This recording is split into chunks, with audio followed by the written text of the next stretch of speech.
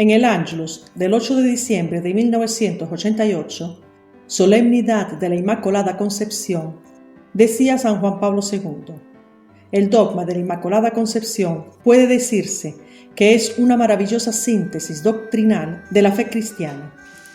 En efecto, concentra en sí las verdades fundamentales del mensaje revelado, desde la creación de los progenitores en estado de justicia hasta el pecado con el que se comprometieron la propia situación y la de los descendientes.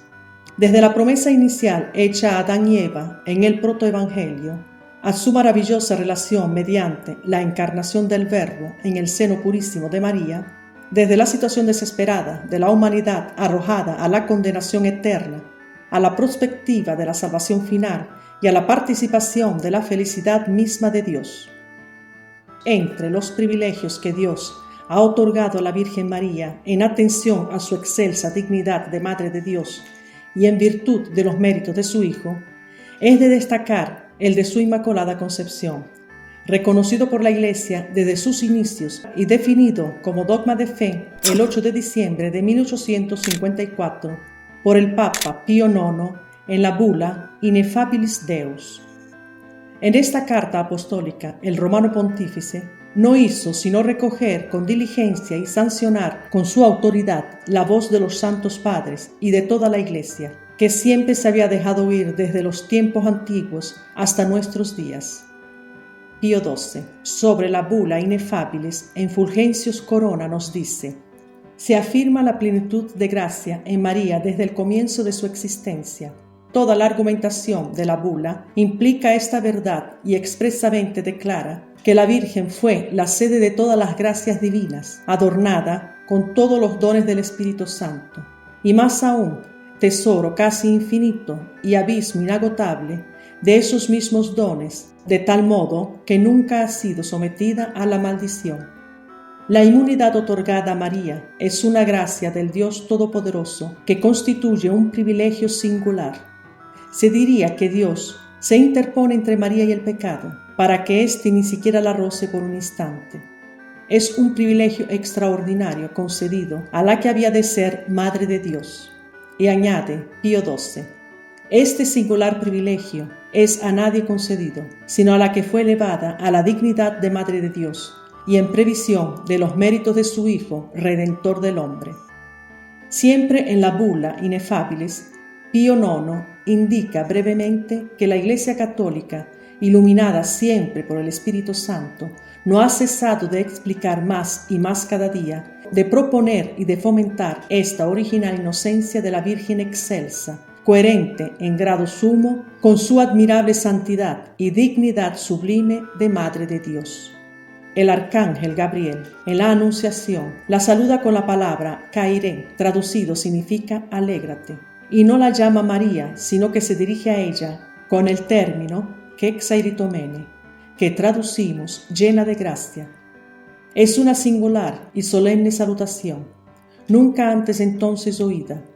Ambas palabras tienen una profunda conexión entre sí y con el contexto del relato. Llena de gracia, llena de Dios, llena de gozo, digna propiamente la más profunda personalidad de María.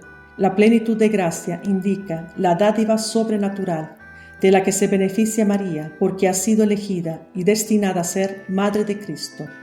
En el misterio de Cristo, María está presente ya antes de la creación del mundo, como aquella que el Padre ha elegido como Madre de su Hijo en la Encarnación, y junto con el Padre la ha elegido el Hijo, confiándola eternamente al Espíritu de Santidad. María está unida a Cristo de un modo totalmente especial y excepcional, e igualmente es amada en este amado eternamente, en este Hijo consubstancial al Padre, en el que se concentra toda la gloria de la gracia. A la vez, ella está y sigue abierta perfectamente a este don de lo alto. Como nos enseña el Concilio de Trento, María sobresale entre los humildes y pobres del Señor, que de Él esperan con confianza la salvación. En el saludo de Isabel, en la visitación, encendida por el Espíritu Santo, le dice: bendita tú entre las mujeres, y bendito el fruto de tu vientre. Con este saludo dan a entender que la Madre de Dios fue la sede de todas las gracias divinas y que fue adornada con todos los carismas del Espíritu Divino, al extremo de no haber estado nunca bajo el poder del mal y de merecer oír, participando a una con su Hijo de una bendición perpetua, palabras que son como la continuación del saludo del ángel. Mientras Adán y Eva, con su desobediencia, introducen con el pecado de origen la muerte en la humanidad, pierden toda la riqueza sobrenatural y preternatural que habían recibido. Cristo y María hacen el contrario. Obedecen al Padre Celestial en todo, hasta la muerte.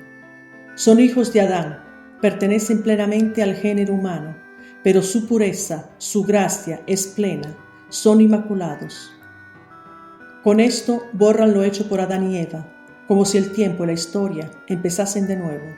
De hecho, la vida que Cristo nos da con su gracia equivale a la nueva creación que, en los fieles, comienza en el sacramento del bautismo y en María, por singular privilegio, en el mismo instante de su concepción. Ella es la aurora que anuncia el nuevo y gran día que hizo el Señor. Otro testimonio bíblico en favor de la Inmaculada se encuentra en el capítulo 12 del Apocalipsis, donde San Juan habla de la mujer vestida de sol, en Apocalipsis 12, capítulo 1. La mujer dio a luz un hijo varón, el que ha de regir a todas las naciones con cetro de hierro. Apocalipsis capítulo 12, versículo 5. Así, haciendo referencia al parto, se admite cierta identificación de la mujer vestida de sol con María, la mujer que dio a luz al Mesías. La mujer comunidad está descrita con los rasgos de la mujer madre de Jesús. Y en Apocalipsis capítulo 12, versículo 2, dice que la mujer está encinta y grita con dolores de parto y con el tormento de dar a luz. La mujer del Apocalipsis 12 remite en efecto a la madre de Jesús al pie de la cruz, San Juan capítulo 19, versículo 25. Donde participa con el alma traspasada por la espada de dolor, en los sufrimientos del parto de la comunidad de los discípulos. Pues bien, a pesar de sus agonías, va vestida de sol, resplandece con el reflejo del esplendor divino y aparece como signo grandioso de la relación esponsal de Dios con su pueblo. Estas imágenes, aunque no indiquen directamente el privilegio de la Inmaculada Concepción, pueden interpretarse como expresión de la solicitud amorosa del Padre, que llena en todo momento a María con la gracia de Cristo y el esplendor del Espíritu Santo. María no es una criatura exenta de redención, más bien, la primera redimida por Dios, y lo hizo de un modo eminente en atención a los méritos de Jesucristo, Salvador del género humano. De ahí le viene toda esta resplandeciente santidad del todo singular, de la que ella fue enriquecida desde el primer instante de su concepción. El dogma de la Inmaculada Concepción no fue una decisión tomada de modo repentino ni apresurado. Ya desde los inicios de la Iglesia, esta creencia se ha ido plasmando en los corazones de los fieles. Papa Sixto IV, en los años 1476 y 1483, aprueba la fiesta y el oficio de la Concepción Inmaculada, prohibiendo calificar como herética la sentencia inmaculatista. Poco después, de nuevo levantó su voz contra quienes tachaban de herejes y pecadores a los que celebraban el oficio de la Inmaculada Concepción y a los asistentes a los sermones de quienes afirman que ella fue concebida sin tal mancha. El Magisterio Supremo de la Iglesia siguió favoreciendo la celebración solemne de la festividad de María Inmaculada y prohibió atacar ya en público, ya en privado, esta doctrina. Papa Inocencio VIII, en el año 1489, aprueba la invocación de la Concepción Inmaculada de la Santísima Virgen. En el Concilio de Trento, en 1546, exponiendo la doctrina católica sobre el pecado original, afirmó: «Este Santo Sínodo declara que no es intención suya incluir en este decreto, en que se trata del pecado original, a la bienaventurada Inmaculada Virgen María, Madre de Dios». Un poco más tarde, San Pío V condena la famosa proposición de Baggio e incluye en el brevario romano el oficio de la Inmaculada Concepción. Paolo V, en el año 1616, prohíbe enseñar públicamente la sentencia anti-inmaculatista, y Gregorio XV en el año 1622 prohíbe tal enseñanza incluso privadamente. Alejandro VII declara que el objeto del culto es concretamente la concepción misma de la Virgen en la Constitución Solicitudo, el 8 de diciembre de 1661, donde casi están ya al pie de la letra las palabras que luego usará Pío IX en la definición dogmática. Habla de la preservación del alma de María en el mismo instante de su creación e infusión del cuerpo. Clemente XI, en el año 1709, extiende la fiesta de la Inmaculada como fiesta de precepto a toda la Iglesia universal. Los santos padres descartan no solo cualquier especie de pecado en la Madre de Dios, también la juzgan ajena a toda imperfección voluntaria, hasta el punto de negar en ella cualquier acto imperfecto o remiso de caridad. La entienden siempre dispuesta a responder de inmediato a cualquier inspiración o sugerencia divina y en modo alguno inclinada al mal. Esto es teológicamente cierto.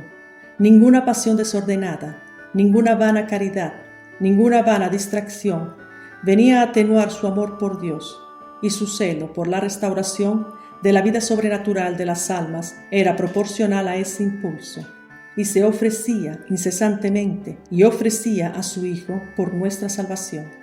La Virgen María fue libérrima en todo momento. La libertad no consiste en la posibilidad de hacer el mal. La Virgen eligió siempre, no ya cosas buenas, sino con amor indecible, aquellas cosas buenas que Dios le proponía. Podía, a veces, haber dicho que no sin ofenderle, pero su fiat radicado en su amor sin sombra de egoísmo fue entera y constante a los requerimientos divinos. María no fue un instrumento pasivo en las manos de Dios, sino que cooperó a la salvación de los hombres con fe y obediencia plenamente libre. Estuvo sujeta al dolor. María padeció al corredimir con Cristo. Una espada le atravesó el alma, como lo anunciará Simeón. El privilegio de la Inmaculada Concepción, lejos de sustraer el dolor de María, aumentó en ella su capacidad de sufrimiento, porque cuando es de amor, el dolor tan grande es el dolor como el amor. La Trinidad la dispuso de tal modo que no desaprovechó ninguno de los dolores queridos o permitidos por el Padre, ofreciéndolos con los de su Hijo por nuestra salvación. La Virgen está llena de gracia, así como de las virtudes infusas y los dones del Espíritu Santo. María se encuentra situada, desde el principio, en un orden superior al de todas las demás criaturas, superior en gracia incluso a los ángeles, superiores a ella por naturaleza, pero inferiores en gracia. Fue sustancialmente santa por la santidad increada del Verbo. Era plena y perfecta, pero no infinita. Podía crecer y, de hecho, al corresponder en todo momento a las mociones de Dios, creció a lo largo de su vida. Como consecuencia del fiat, recibió un aumento de gracia que sería notabilísimo, porque Cristo es causa subordinada a la causa primera que es Dios, de la gracia. Por lo demás, el amor recíproco entre el Hijo y la Madre sería una causa ininterrumpida de incremento de gracia para ella. En el Concilio Vaticano II dice que María es aquella que en la Santa Iglesia ocupa después de Cristo el lugar más alto y más cercano a nosotros. Esta suprema pureza no debe hacernos sentir lejana a María, a pesar de nuestra condición de pecadores, pues dicha pureza está totalmente al servicio de los hombres. Debemos considerarla como sostén seguro en la lucha contra las potencias del mal, como luz brillantísima de verdad, como motivo invencible de esperanza y de gozo. El Verbo de Dios se hizo hombre para compartir nuestras miserias y angustias, hecho semejante a nosotros en todo, excepto en el pecado. Y esta realidad de ser persona divina, con noble naturaleza, divina y humana, es la más profunda proximidad, la comunión más íntima que Dios ha podido establecer con el hombre, la cercanía más íntima y cordial. Lo mismo sucede, salvadas las diferencias, con María. Cuando más próxima a Dios está una persona, más participa de su grandeza y de su condescendencia e intimidad con el corazón humano, para elevarlo a horizontes nuevos de amor y grandeza divina. Dios hizo a la Virgen Inmaculada no solo para que fuera su madre, sino también para unirla íntimamente a Él en toda la obra de la redención.